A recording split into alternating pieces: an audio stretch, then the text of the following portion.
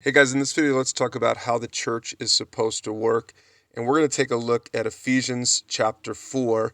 And I really encourage you, if you're a pastor or if you're an elder or if you're just a regular Christian that wants to make sure you're in a church that functions properly, really pay attention to this passage starting at verse 11. It says this: "Now these are the gifts that Christ gave to the church: the apostles, prophets, evangelists, pastors, and teachers." Okay, so these people are the paid professionals at your church. Think of them as your staff members. Okay, and look at what verse 12 says.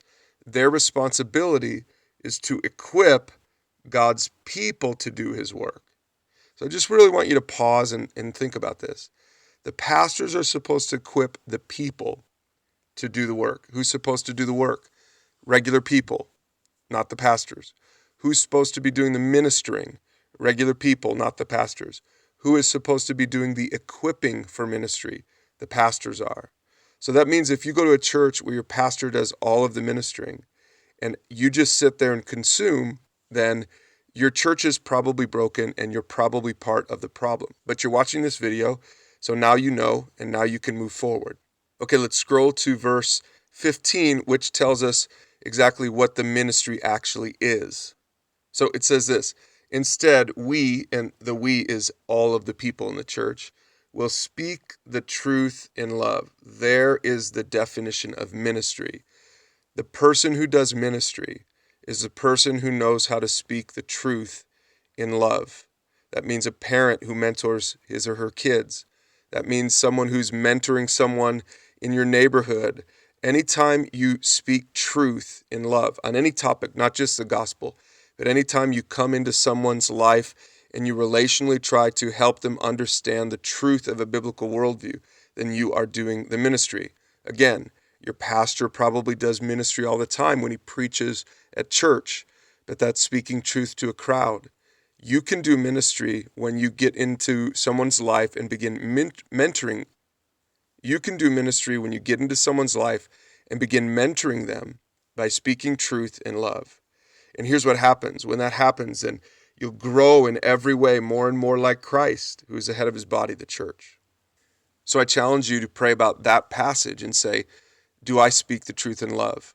Now, if you don't know how to do that, I encourage you to check out the links below. We'll give you some links that will give you some tools to equip you to do just that, in case you've never mentored before or you've never tried to make disciples before. But let's just take a look at one more thing. Let's take a look at the advantages of having a church that functions like this. Starting in verse 13, it says, "This will all continue until we all come to such unity in our faith." So there's an advantage to working properly. "And we have knowledge of God's Son, and will be mature in the Lord, and will measure up to the full measure to the standard of Christ. And we won't be immature anymore, and we won't be tossed and blown about anymore. And we won't be influenced by people who are trying to trick us." And this isn't just true for you, but if you're a parent, this is true for your kids. Think about what this is saying, that if you help your kids speak truth in love, instead of just raising Christian kids who are consumers, but if instead you say, "Hey kids, just like we want to get in the game and help other people pursue God, and we want to start doing ministry, we want to start mentoring," that's the word we use. Again, you can learn more about mentoring in the links below.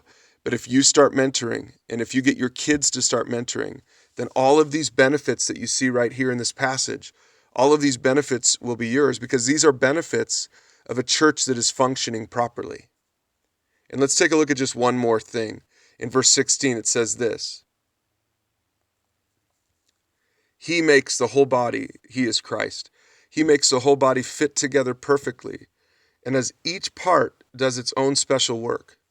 So that means as the pastors equip and as the people, the regular people, do the disciple making, when that happens, then it helps the other parts to grow, and the whole body is healthy and growing and full of love. Don't you want to be a part of a church like that? Well, then read again this passage in Ephesians 4. Apply it to your own church. Pray about it. And then ask God, "Lord, help me to be the kind of person that is a part of a healthy church. Help me to be a disciple maker." Again, if you want more information on how to do just that, check out the links below and start a revolution in your church.